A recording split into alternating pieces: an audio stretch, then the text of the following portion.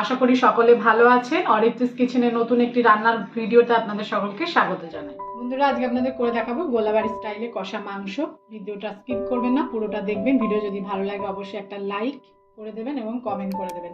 আর নতুন বন্ধুরা চ্যানেলটিকে সাবস্ক্রাইব করবেন আর পাশে থাকা বেল আইকনটি অবশ্যই প্রেস করে দেবেন।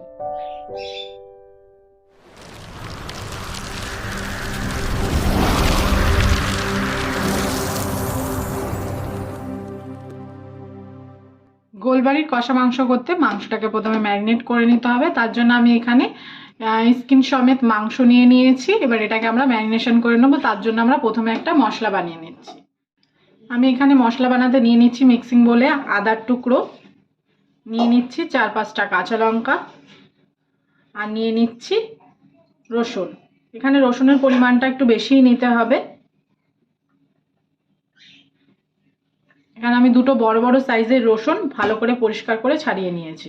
একটা ছোট্ট সাইজের পেঁয়াজ আমি কুচিয়ে নিয়েছি। এবার একটা মিহি পেস্ট বানিয়ে নেব। আমি মশলা পেস্ট করে নিয়েছি। এবার মাংসের মধ্যে আমরা মশলাটা দিয়ে দেব।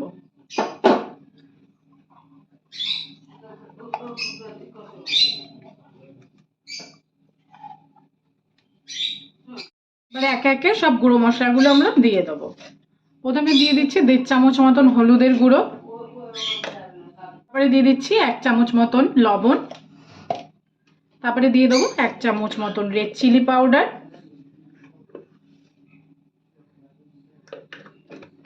তারপরে দিয়ে দিচ্ছি 1 চামচ মতন জিরের গুঁড়ো, তারপরে দিয়ে দিচ্ছি গোলমরিচের গুঁড়ো, দিয়ে দিচ্ছি শাহি গরম মশলা গুঁড়ো, আর দিয়ে দেবো কাশ্মীরি লঙ্কার গুঁড়ো। এই কাশ্মীরি লঙ্কার গুঁড়োতে ঝাল হবে না, কালারের জন্য আমি দিয়ে দিচ্ছি টক দই। এখানে আমি 50 গ্রামের মতন টক দই দিয়ে দিলাম।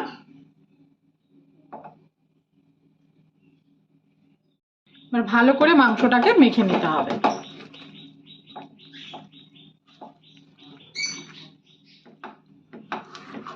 ভালো করে মাংসটা মেখে নিতে হবে যাতে প্রত্যেকটা মাংসের গায়ে ভালো করে মশলাপাতি লেগে যায়। এবং ম্যারিনেশনের জন্য 1 ঘন্টা রেখে দিতে হবে।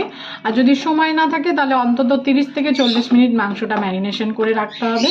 তাহলে মাংসের ভিতরে সমস্ত মশলাপাতি ঢুকবে না।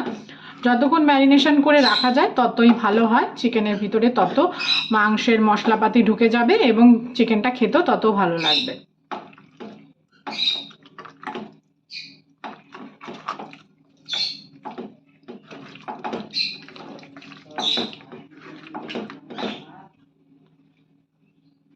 ভালো করে আমার মাংসটা মাখা হয়ে গেছে। এবার এটা আমি 1 ঘন্টার জন্য ম্যারিনেশনে রেখে দিচ্ছি। আমি ঠিক 1 ঘন্টার পরে চলে এসেছি। আমাদের এদিকে মাংস ম্যারিনেশন হয়ে গেছে।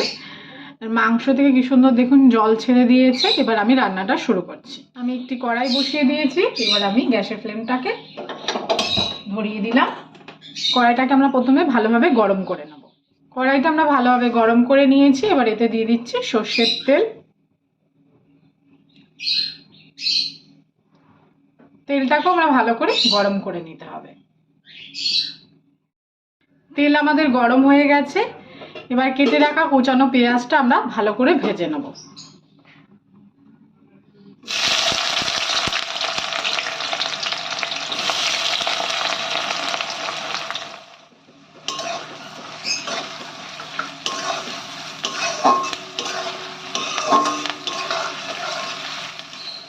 পেঁয়াজটা আমরা লাল করে ভেজে নিয়েছি, এর থেকে বেশি ভাজবো না। এবার আমরা একটা পাত্রে তুলে ঠান্ডা করে নেব। পেঁয়াজটা আমরা একটা প্লেটে নিয়ে নিয়েছি। এবার ভালো করে ঠান্ডা করে এটা আমরা একটা মিহি পেস্ট বানিয়ে নেব। আমরা যে কড়াইতে পেঁয়াজ ভেজেছি সেটাকে আমরা একটা সাইডে সরিয়ে রেখে আমরা আর একটা পাত্র বসিয়ে দিয়েছি। এতে আমরা পরিমাণ মতন জল অ্যাড করে দিয়েছি। প্রায় 1 কাপ মতন জল আছে।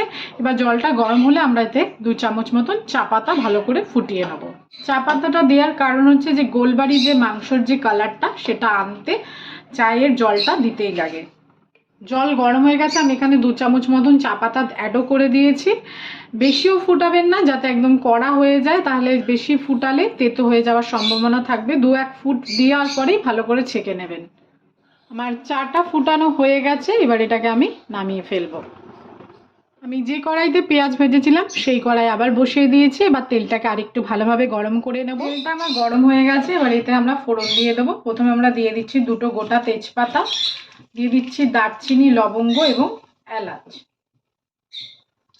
তার সঙ্গে দিয়ে দিচ্ছি আমরা চিনি। চিনি দিলে সুন্দর একটা কালার আসবে। এবার এর মধ্যে আমরা দিয়ে দিচ্ছি আরও 1 চামচ কাশ্মীরি লঙ্কার গুঁড়ো। ভালো করে গুঁড়োটা তেলের সঙ্গে মিশিয়ে নিতে হবে। এবার দিয়ে দিচ্ছি আমাদের ম্যারিনেট করা চিকেনটা।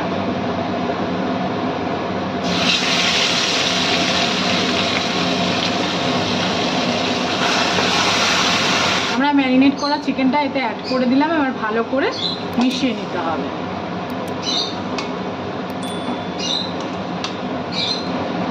ভালো করে মিশিয়ে নিয়েছি। এবার মিনিট 5 ভালো করে মাংসটাকে কষিয়ে নিতে হবে। 5 মিনিট ধরে ভালো করে মাংসটাকে কষিয়ে নিয়েছি। ঠিক এই সময় আমরা দিয়ে দিচ্ছি ভেজে রাখা যে পেঁয়াজটা আমরা পেস্ট করে নিয়েছি সেটা। ভেজে রাখা পেঁয়াজের পেস্টটা আমরা দিয়ে দিয়েছি। এবার পেঁয়াজের পেস্টটা দিয়েও আমাদের ভালো করে কষিয়ে নিতে হবে। মাংসটা কষতে কষতে ঠিক এই সময় আমরা দিয়ে দিচ্ছি এতে আরও 1 চামচ লবণ। দেখুন আস্তে আস্তে মাংসর কালারটা চেঞ্জ হয়ে যাচ্ছে। এই কালারটা আরও চেঞ্জ হয়ে যাবে। আমরা ভালো করে কষিয়ে নিয়েছি। ঠিক এই সময় দিয়ে দিচ্ছি আমরা যে চাটা ফুটিয়ে নিয়েছি, লিকার করে নিয়েছি, সেই জলটা আমরা দিয়ে দিচ্ছি।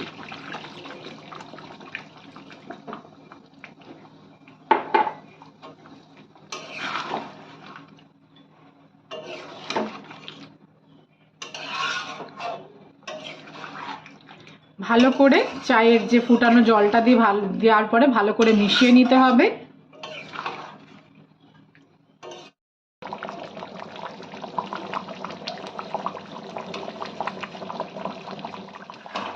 বন্ধুরা আমাদের গোলবাড়ির কষা মাংস প্রায় হয়ে এসেছে। আমি গোলবাড়ির কষা মাংস করতে অ্যালুমিনিয়ামের কড়াই ইউজ করেছি। আপনারা পারলে লোহার কড়াইতে করবেন, তাহলে কালারটা আরও সুন্দর আসবে।